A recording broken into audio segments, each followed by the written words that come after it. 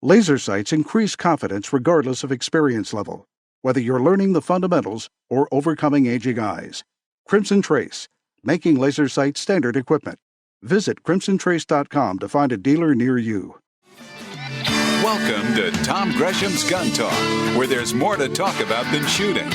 There's reloading and hunting and self-defense, too.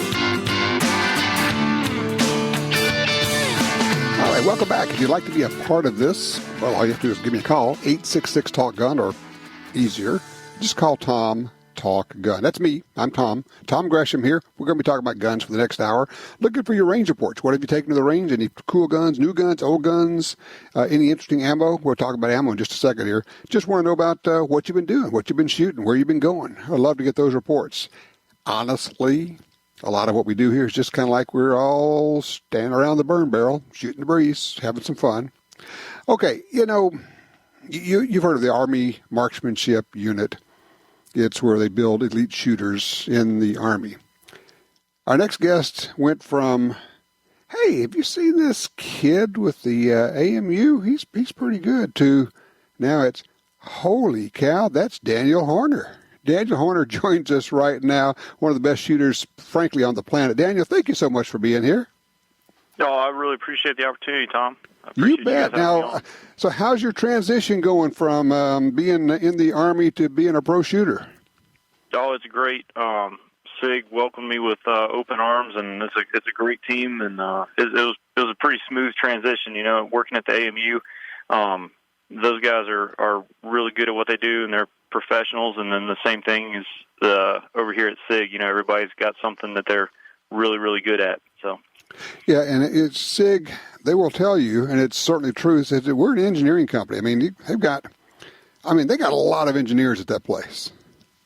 Oh yeah, tons of engineers. They have a queue of 250 products in the R&D lab, and they limit it at 250. So there's tons more coming, but there's only 250 slots there to develop. So yeah, all the engineers have got their hands full at all times. So, all right, you are, a top shooter, maybe the best multi-gun shooter anywhere. You're doing all of this. You walk in there, you have your ideas of what you would like to see, what makes a gun better, So how does that fit in? Do you walk in and say, hey, guys, let me tell you what you ought to be doing? Oh, no. I mean, they everybody there, like I said, they're the best in the world at what they do. So I just go in there and try to help where I can.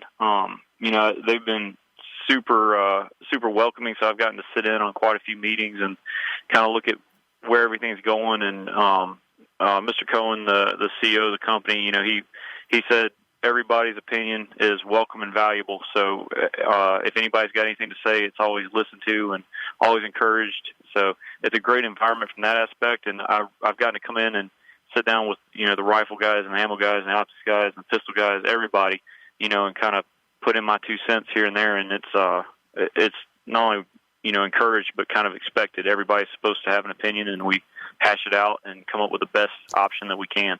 Well, it's been interesting. I mean, you've been in the business, been a professional shooter with AMU for a long time. To watch what's happened to SIG over the last decade from being basically one of the smaller gun companies, respected, but one of the smaller gun companies, to being an absolute monster in handguns and rifles and now ammo and optics and suppressors, and I don't know what else is on the drawing board. I know they got 250 things they're working on, because you just told us.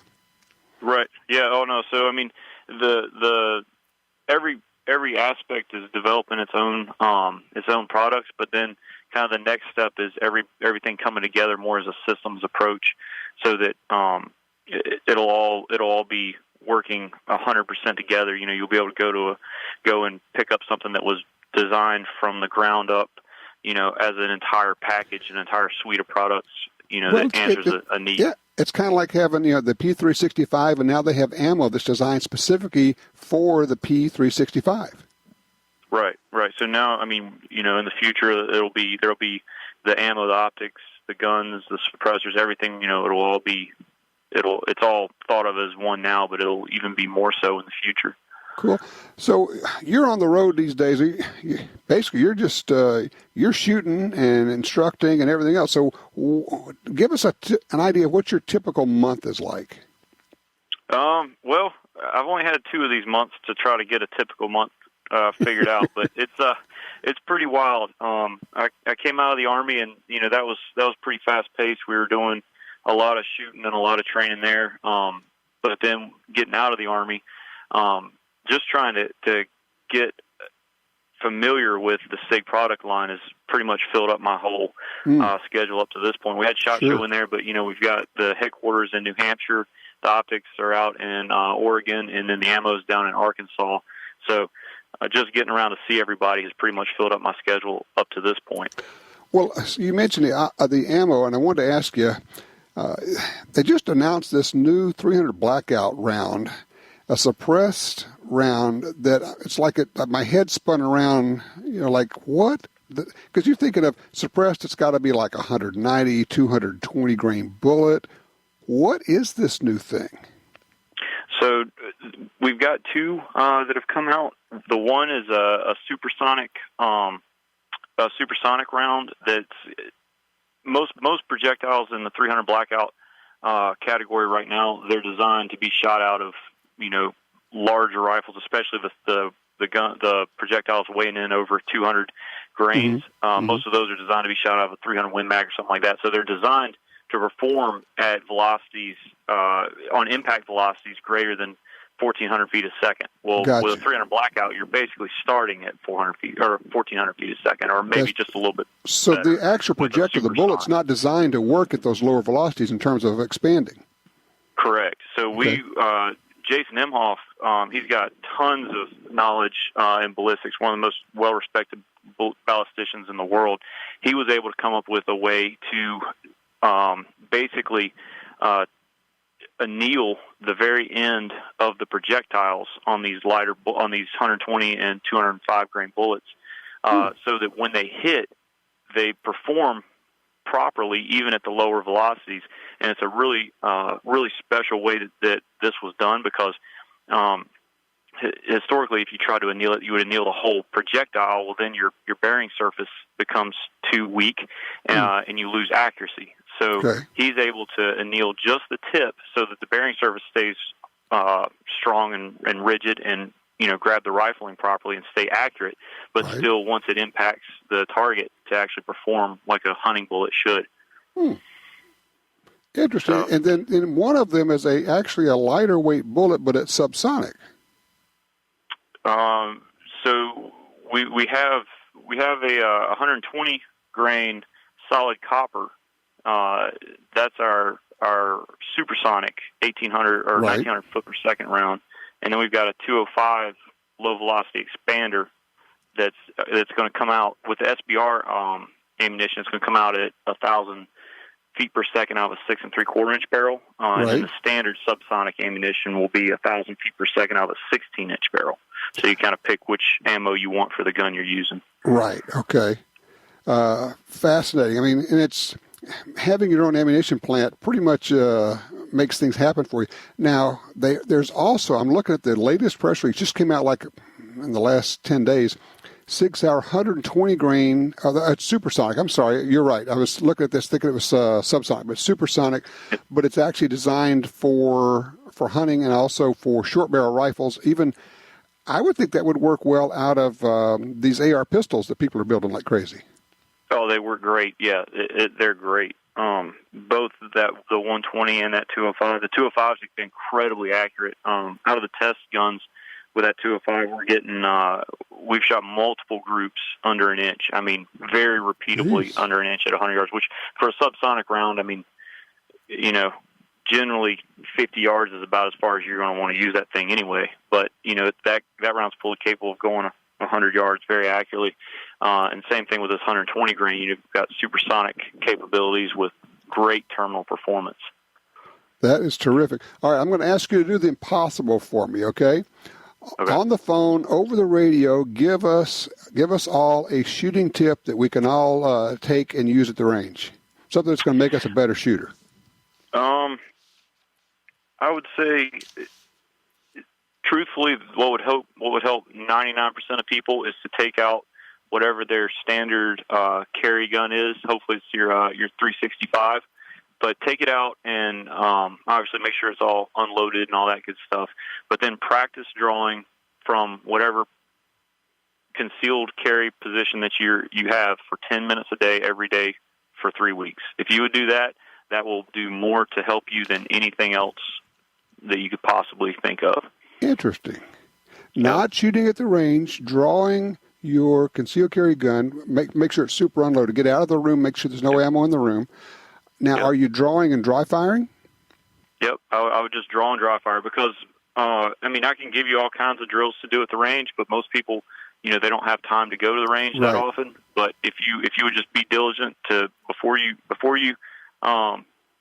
put everything away for the day, just unload your gun and do, even if you did 20 dry fires every night, you would be surprised. You'd be shocked at how much better you'd be at the end of 2 weeks. It is so true, and I do dry fire practice. I do practice draws every day, and what happens is, for those who don't know, if you've not done it, it takes almost no time at all before you got the muscle memory there, or whatever it is. When you draw and you press forward, it comes up. The sights are simply in alignment. You've done it so often, you don't have to look for them. I mean, it's just going to be there, right? Yep. And so when I dry fire, I do everything very, very slowly. I do it simply to ingrain that muscle movement in my brain. So I only know one way to do something, and that's the right way. So I do it perfectly every single time. I don't worry about how long it takes. I just get the movement exactly right every time. Because practicing fast is often actually ingraining bad habits. Right. Yeah. Practice makes permanent. So it doesn't make perfect. It makes permanent. It makes permanent. Yep. Right or wrong. Daniel Horner, thank you so much. I really appreciate it. We're going to get you back on, okay? Thank you, sir. I appreciate your time. Absolutely. You take care. The guy's unbelievable. That's a great tip. All right, 866-TALK-GUN. Do you dry fire? Do you practice your draws when you're doing your dry fire practice? 866-TALK-GUN.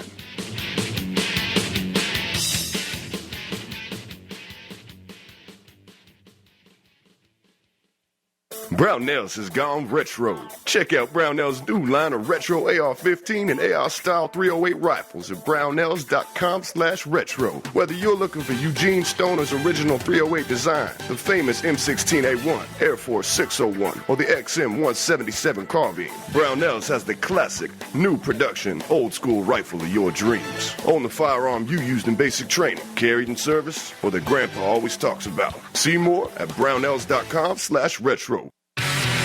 Want great deals on guns, ammunition, and gear? Download the free Gundealio app today. With Gundealio, you can search for deals, listen to the Gun Talk podcast, watch gun videos, read gun news, and get notifications right to your phone about deals and special offers. Save money on the products you want from the companies you love.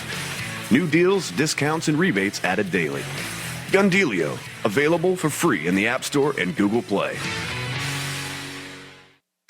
Hi, this is Tom Gresham from Gun Talk.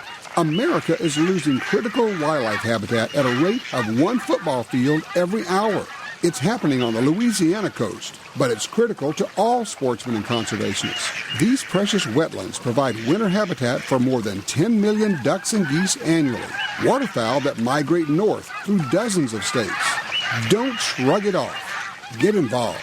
You can help. Visit vanishingparadise.org. When the U.S. military's elite units and law enforcement agencies across the globe demanded innovation and reliability, they didn't settle. They chose SIG Sauer. When world champion professional shooters demanded precision accuracy, they didn't settle. They chose SIG Sauer. So it's no surprise more and more civilian gun owners are refusing to settle for anything less. They're choosing SIG Sauer firearms, ammunition, electro-optics, suppressors, air guns, and training. SIG Sauer. Never settle.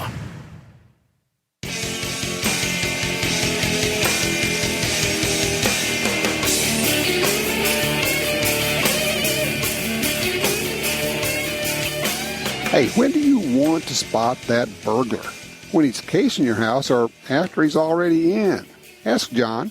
His Blink camera alerted him of burglars trying to break in while he and his family were home. Or Shannon, whose Blink camera caught a thief stealing packages. Both times, Blink video clips were sent to the police to help convict the crooks. Blink motion-activated indoor and outdoor cameras are wire-free, set up in minutes, and run on 2 AA batteries that last up to 2 years. And if you're traveling, Blink's live feed option lets you monitor your home and check in on pets from anywhere using the Blink smartphone app. No contracts, no subscriptions, totally affordable. And Blink works with Alexa. Blink camera systems make great gifts, and they're a brilliant way to monitor your package deliveries. Visit blinkprotect.com/guntalk. blinkprotect.com/guntalk. Blink is an Amazon company. Line 5, Craig's with us out of Minnesota. Hello, Craig. Hello, Tom. The story about the Coast Guard officer with the hit list. Mm-hmm. I saw that and I thought, this guy's a bad guy.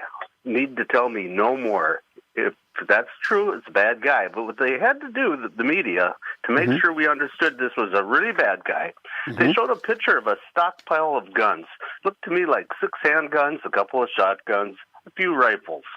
And then to pile on even more, he had 1,000 rounds of ammo. 1,000 rounds of ammo? Good God, I got that for my one gun. Oh, it gets worse because I'm watching the Fox News report on the same story, and they start off and say, and he had a massive amount of ammunition, and then they said 1,000 rounds. I'm thinking, 1,000 rounds, that's an afternoon. I mean, the shooting schools, the gun classes I go to require 1,000 rounds, usually 1,000 to 1,500 rounds just for the class. I mean, that's nothing. It's 2 bricks of .22 ammo. But you are right. The point of the story was to say, this is how bad this guy is. And part of that is, well, anybody who has 1,000 rounds obviously is up to no good, right? And this should also be a wake-up call for everybody. Join the group that is for your rights, because this is what you're dealing with. People that think that you even own more than one gun and 10 rounds of ammo, you're a bad guy. Yeah, and you got to take people to the range. You got to talk it up. You have to explain it, but also you got to show up. I'm looking at this story. Let me bounce this off of you, Craig. I'm looking at the story that just popped up. Let's see. Hundreds rally at Minnesota Capitol against proposed gun control laws. House committee will hear 2 gun control bills Wednesday. It looks like the Minnesota Gun Owners Caucus organized the event. I love this quote. You'll love this. This is from Representative Cal Barr from East Bethel. He said, there's a lot of us in this room that have had enough, and it's time to start riding herd on the rest of these people that want to take away your rights. He says, they will not go quietly into the night. They need to be kicked to the curb and stomped on and run over a few times. Well, we got it tough over here in Minnesota. This is definitely a blue state, and if you know, Elian, our new congresswoman from Omar. I mean, that's what we have to contend with over here. The west part of the state is still saying, and so is some of the north and south. But you get into that Minneapolis area. I'm glad I got you, because I was going to ask you how the folks in Minnesota feel now about sending her up there when she has exposed herself as a bigot, a racist, and basically a nut job. If you look at the congressional districts, Peterson has the whole west side of the state. She has a small pocket of Minneapolis area, and she and I'm just saying this for any other reason, but it's true. There's 100,000 Somalian refugees in that area that have been brought up. So that's how she got voted in. Plus, it's a Democratic Labor Party was for her, and that is a pocket of liberals. Nobody's going to get in there that has an R behind the name. I see. So I would think the rest. I would think the rest of the state would just be embarrassed. Well, we definitely. I live right on the border of North Dakota, and there's many times I wish I lived 2 miles the other direction. You're thinking, every once in a while you're thinking, okay, how hard would it be to move? Well, actually, I lived there for 25 years. But we're here now, and that's the way it is. But there's two sides of this state, let me tell you. Well, and it's that way with a lot of states where you've got these population centers where it's very blue and Democrat. And unfortunately, in a lot of states, that becomes a large chunk of the population. Think of Denver, think of Chicago, think of Portland, where it basically drives the entire state politically, even though the rest of the state, by probably 95% of it by mass, by area, doesn't feel that way. And the eastern side of Minnesota, North Dakota, is kind of getting pretty blue also. You get in the rural areas, and it's still red. Well, it's one of those reasons we can't sit around and just complain about it anymore. We have to get involved. We have to show up. We have to belong to these groups like this. We have to show up at state capitals. People go, yeah, and then they don't. You go, it's hard to get people to actually show up at the state legislature. You have to be willing to show up not once a year, but once a month. Well, that's going to influence my life. Yep, it sure is. And that's going to have to be, yeah. Can you imagine have to do paperwork to borrow somebody a gun? Good God.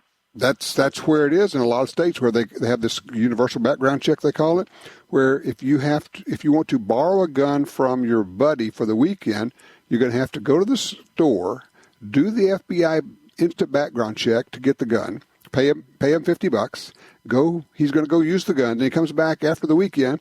You have to go back to the store, you have to go do the $50, whatever the charge is, NICS background check at the store, and if you don't do that, then you both are committing a crime each time you do the transfer. You're exactly right. I got to scoot. Thank you for your call, sir. I appreciate that. But yeah, the idea of them saying, oh man, he's had a massive amount of ammunition. 1,000 rounds. Really? I know people who own 1 million rounds. No, I'm not exaggerating. 1 million rounds. And no, they're not a threat to anybody. They don't hurt anybody. They just want to make sure they have the ammo. I don't have anything like that, but I do have probably 2 or 3 more rounds than 1,000, I think. I haven't counted them recently. Hey, give me a call, 866-TALK-GUN. Let me know what you've been buying and what you've been shooting.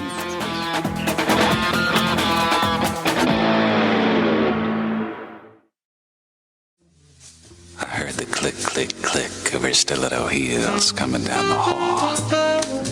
And I caught her perfume before she opened the door to my office. And she stood there looking like $1,000,000 tax-free. I want to talk to you, she said.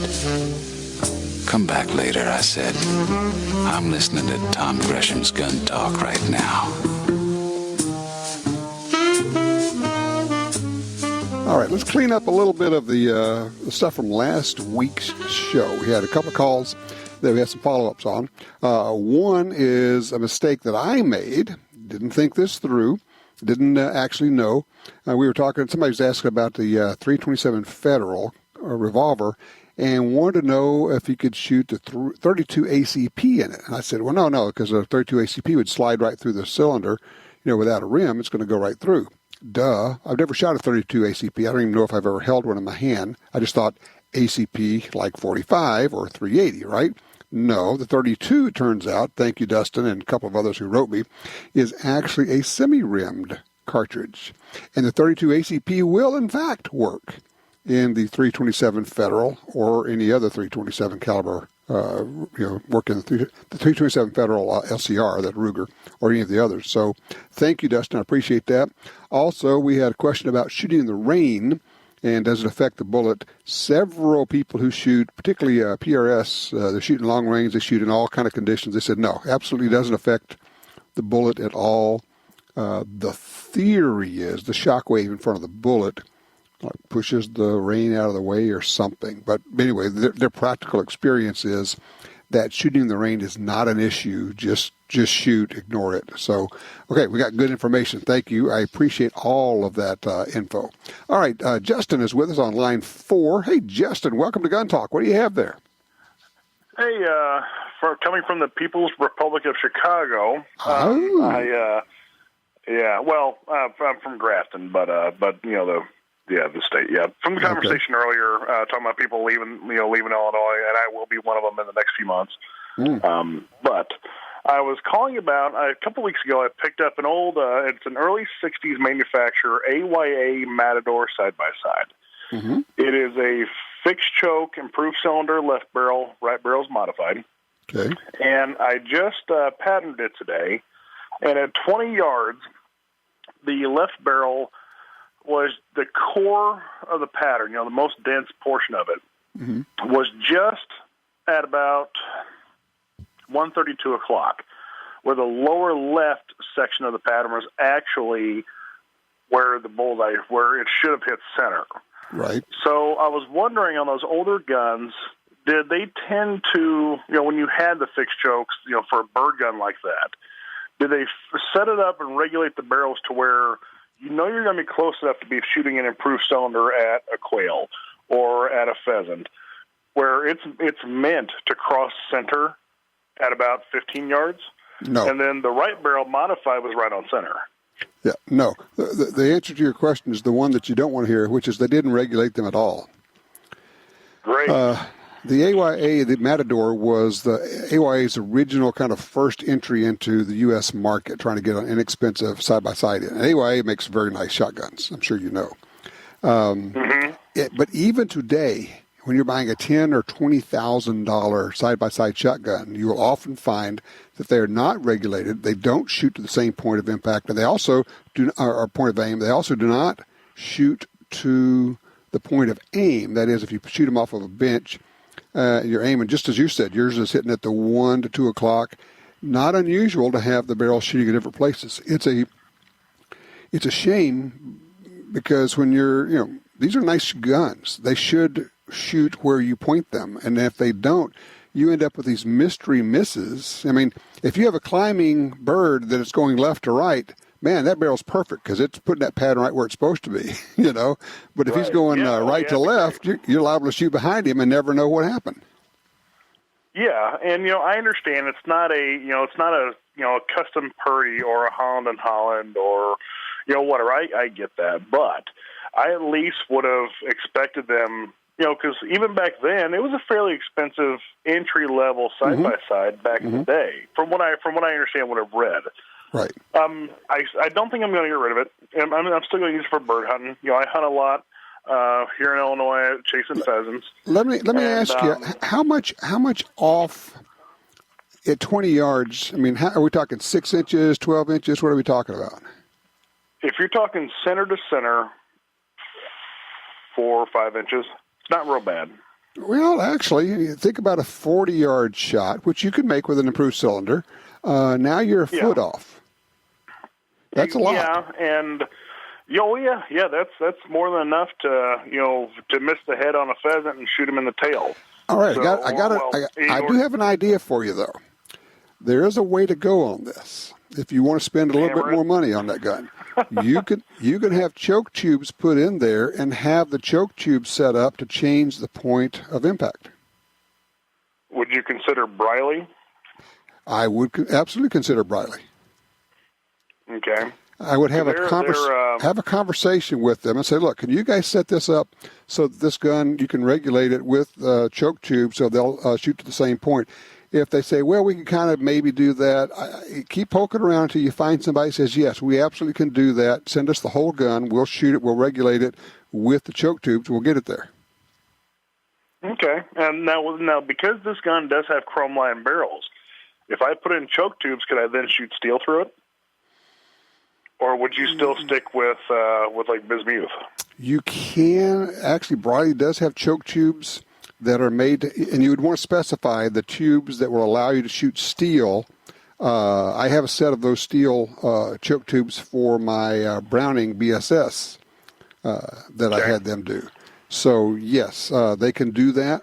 And like I say, but have the conversation with them. Say, look, this is what I want. And while you're at it, if you're going to do it, figure out what kind of birds do you shoot generally. Are they flushing birds?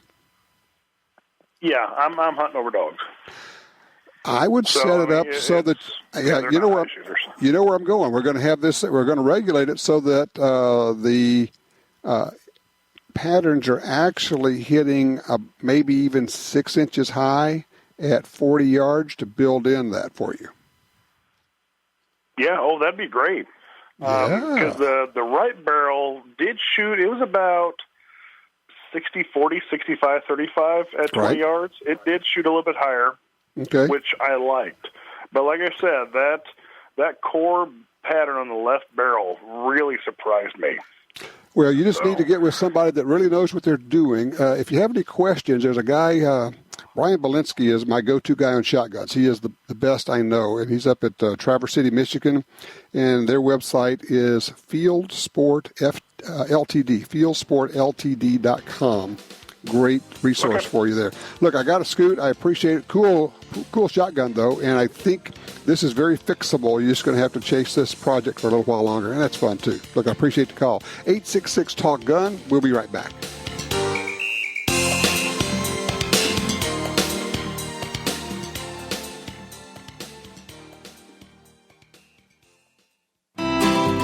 Are you looking for a place to shoot? The National Shooting Sports Foundation has a great website called wheretoshoot.org. It's the largest database of shooting ranges on the internet. It's also a great resource for shooters where you can find video tips, printable targets, and a lot more. Find it online at wheretoshoot.org. And while you're there, download their free iPhone app. That's wheretoshoot.org.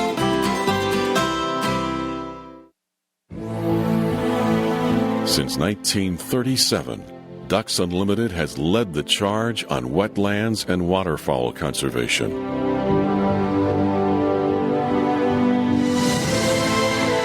Wetlands reduce the effects of flooding and recharge our drinking water, but perhaps most importantly, they allow us to experience what makes the outdoors so great. Band together to rescue our wetlands. You got your carry permit, and that's good. But you know you could use more training. Get the DVDs, which have what you need. Springfield Armory presents Concealed Carry 1 and Concealed Carry 2 with Bata Group. Learn specific concealed carry skills from Top Gun fighting trainers. Get trained. Be prepared. This really is life and death. ShopGunTalk.com. That's ShopGunTalk.com.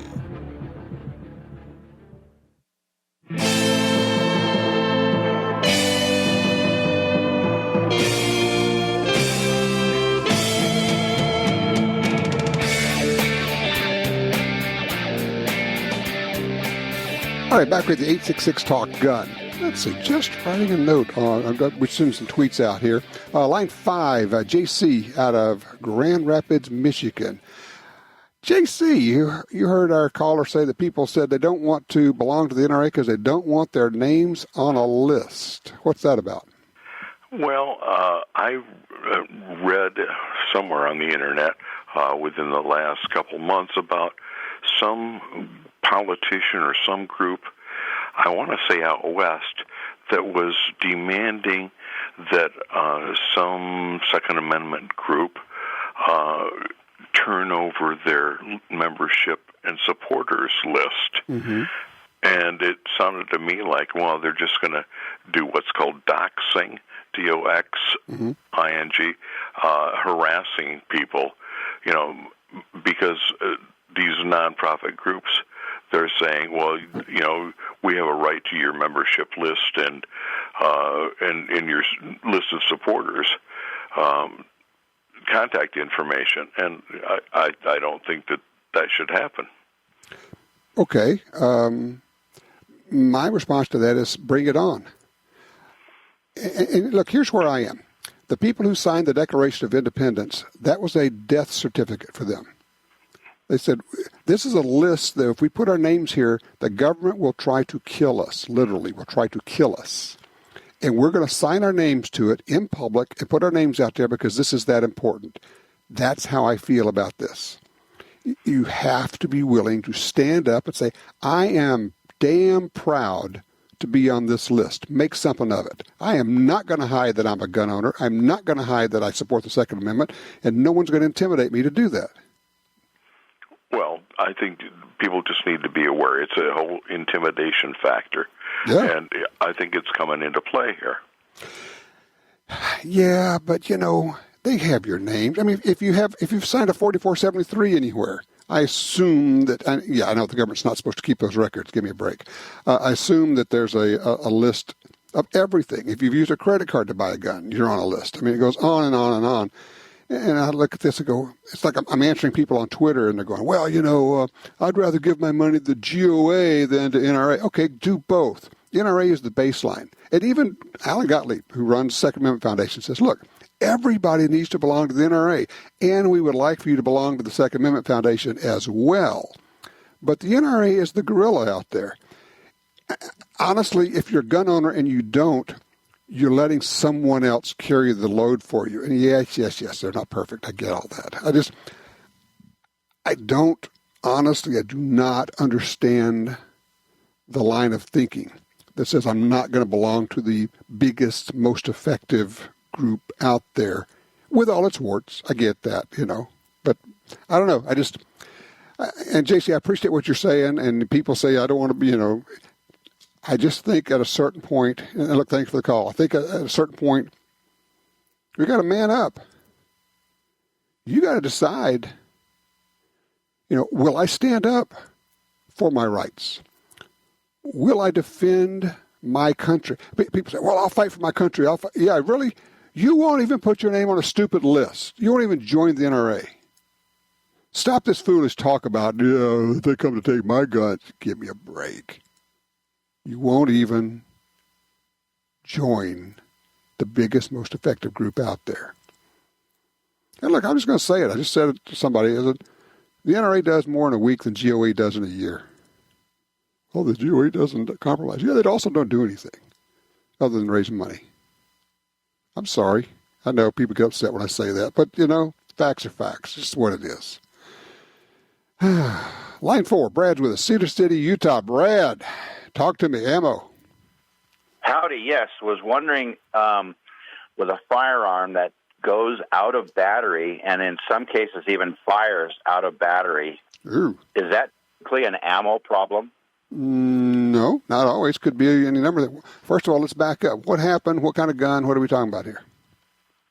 Oh, this isn't anything I had happen to me, but I have read some posts and things a little bit here and there about it, and it kind of got me a little bit curious about it. I've never had it happen to myself, luckily.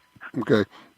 Well, first of all, let me explain. When we say a gun is out of battery, it means the action is not closed completely. On most guns, if it's designed correctly, it should not fire if it's out of battery. If, for instance, on a semi-automatic pistol, being out of battery would mean the slide didn't close all the way. One of the ways that happens, by the way, people induce that. Most of the time when it happens, it's shooter-induced. They rack the slide back, and then they ride the slide forward, thus taking the energy out of the spring, and the slide doesn't go forward all the way. It might be 1/10 of an inch that it's back, but it didn't close all the way.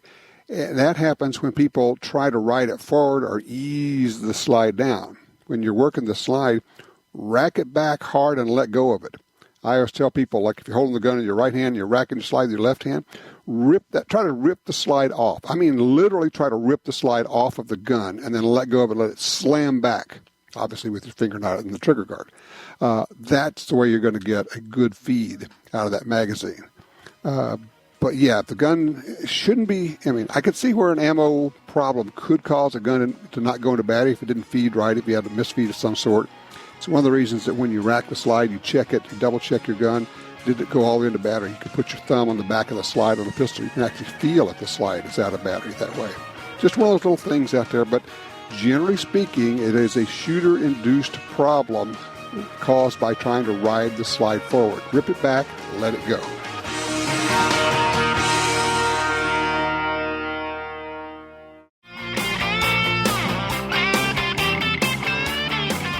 All right, let's talk real world. This is for folks who sometimes or always carry a gun for protection.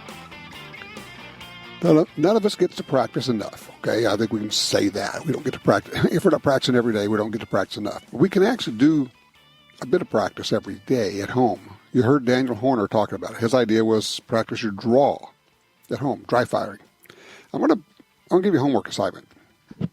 And I'm serious about this. This is like, okay, I want you to try this for a couple of weeks and then call me and let me know what effect it has.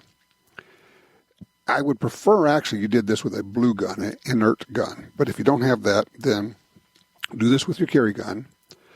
You cannot do it in a room that has any ammo. Not like, well, I've unloaded my gun now. No. You unload your gun, then you go to another room. Okay? Cannot be any ammo in the room. You've taken the magazine out, you rack the slide 3 times. Pro tip. If you are unloading your gun and you rack the slide 3 times, and each time you rack the slide, a fresh round of ammo comes flying out of it, there's an issue. You have not removed the source of ammunition, i.e. the magazine. All right? So here's our homework assignment. Here's the drill we're going to be doing. We're going to do all this fairly slowly. We're not going to try to move fast. We're not going to be ninjas. And Daniel said, and look, if you ever saw him, you'd think, oh my gosh, this guy's unbelievable. He's so fast and he's so good. And he practices very slowly. What I want you to do, gun and holster, however you're carrying it, with a concealment garment, moving slowly, in a room with no ammo, you're going to draw your gun and move. You're not going to draw the gun and then move. You're going to draw the gun while moving. And that's different. We're used to drawing and aiming because most of the ranges, that's where we go and that's what we do. But what I want is for you to take the step as you're drawing. And that's your first thing to practice is, okay, slowly. We're going to clear the cover garment. We're going to get a good purchase grip, on the gun. We're going to draw it out carefully and slowly. We're going to raise it up as high as we can under our armpit. We're going to rotate the muzzle, but not by twisting our wrist. We bring the muzzle up by dropping our elbow. Oh, yes. Drop the elbow. Now you could shoot from that position if you had to. All the time you're doing this, you're taking a step. And I want you to take like 3 steps as you draw and come up on target. 3 steps as you draw. You're stepping to the side, or you're stepping backwards, or you might even try stepping forward. 3 steps. So it's moving and drawing and getting the sights on target and pressing the trigger and getting a dry fire snap. All while getting that muzzle's not moving when it goes click. And then you carefully reholster. Okay. Put everything back together. Go back to where you were, and we're going to practice again. We're going to take a step, start drawing, keep stepping, draw, extend, press the trigger while looking hard at that front sight. On something that you're aiming at. You need a target. It could be a doorknob, it could be whatever. Preferably something that should you totally screw up and fire a shot, it catches the bullet and nothing gets hurt. That's the homework assignment. And what I would like for you to do, and I'm serious about this, try this. I want you to do 20 or 30 or 40 of those a day, each night. This is going to take less than 10 minutes for you to do. Do that for a week or 2 and then call me and let me know how it works out. I think what you're going to find is it's going to be an epiphany. It's going to work so well for you. But the whole deal is we're not standing and drawing. We are moving. The first thing that happens is your feet start moving as your hands start moving. I want to get used to the idea that when it starts happening and things are going badly, you need to start moving. You're harder to hit, and you also can move toward cover when that happens. Let me know how that works out for you, okay? In the meantime, some lists are worth being on. That's my take. We'll see you next week. Take care.